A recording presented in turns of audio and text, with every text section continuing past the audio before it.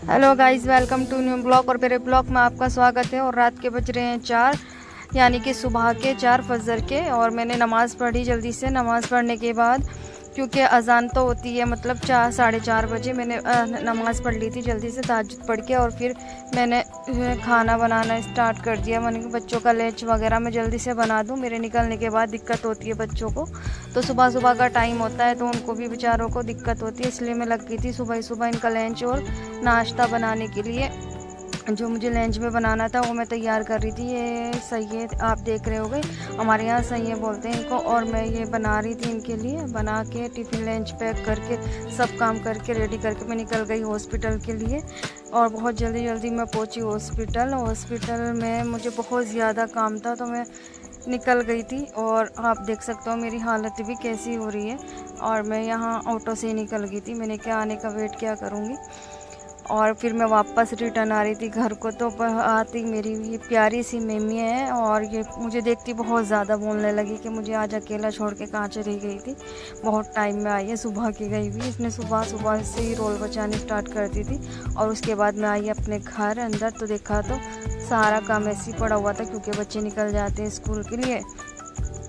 School जाने के बाद बच्चों को मतलब बहुत सारे काम होते हैं। फिर मैंने यहाँ सोचा कि मतलब मैं कर लेती हूँ जल्दी से सारा काम फिनिश। और मैं यहाँ लग गई थी, आप देख सकते हो। मैंने सोचा मैं काम कर लेती हूँ, सारी साफ़ सफाई कर लेती हूँ। और फिर मैंने भैया ज़िम्मेदारी तो है ये, आप समझ सकते हो कि मतलब मुझे कितनी ज़िम्मेदारी है। मुझे घर का भी देखना होता है, बाहर का भी देखना होता है। और मैं एक काम में बहुत ज़्यादा बिज़ी चल रही हूँ, जो बहुत जल्दी से सरप्राइज़ आपको मिलने वाला है मेरी तरफ से। और इंशाल्लाह बहुत जल्दी से सरप्राइज़ आपको दूँगी।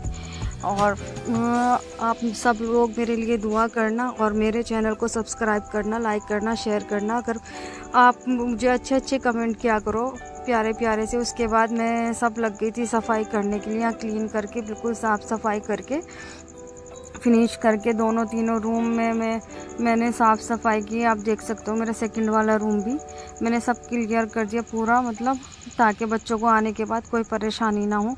और फिर मैं लगी यहाँ पे अपना मतलब काम काज करके। बहुत ज़्यादा पसीना आ रहा था मेरे को, टॉक्सिन बाहर निकल रहा था। गर्मी में काम कर रहे थे जैसे कि, तो ये सारा टॉक्सिन बाहर निकलना चाहिए। और जो इतनी भी अंदर मतलब टॉक्सिन की जो कैपेसिटी होती है वो अंदर ही जमने लगती है, पसीने के ज़रिए से वो बाहर निकलती है और वो नेचुरल स्किन पैदा करती है। और जैसे कि हम लोग जैसे कूलर, एसी या पंखे में रहते हैं तो पसीना निकल पाता। अक्सर मैं क्या करती हूँ, जब मैं वर्क करती हूँ, कोई भी काम करती हूँ, तो मैं पंखा वगैरह सब बंद कर देती हूँ। और जो एक्टिविटी मुझे करनी होती है उससे मेरा टॉक्सिन बाहर हो जाता है, तो मेरी स्किन बहुत ज़्यादा ग्लो करती है। लोग मेरे से पूछते कि मैडम क्या लगाती है, लेकिन मैं अपने चेहरे पे कुछ नहीं लगाती हूँ, खाली काजल और लिपस्टिक ही लगाती हूँ। आप देख सकते हो मेरी स्किन कितनी ग्लो कर रही है। और आपको पसीना भी दिख ही रहा होगा कितना पसीना मेरे को आ रहा है। अब यहाँ मैंने किया पसीना साफ, अच्छे से सुखाया पसीने को। उसके बाद मैं अपना फेस वॉश करूँगी। लेकिन क्या नाम जी के मैं यहाँ पसीना बिल्कुल अच्छे से टॉक्सिन सारा निकल रहा था बाहर, उसको साफ़ कर रही थी, क्लीन कर रही थी। उसके बाद ही मैं वॉश कर पाऊँगी, क्योंकि पसीना अच्छे से साफ़ करके।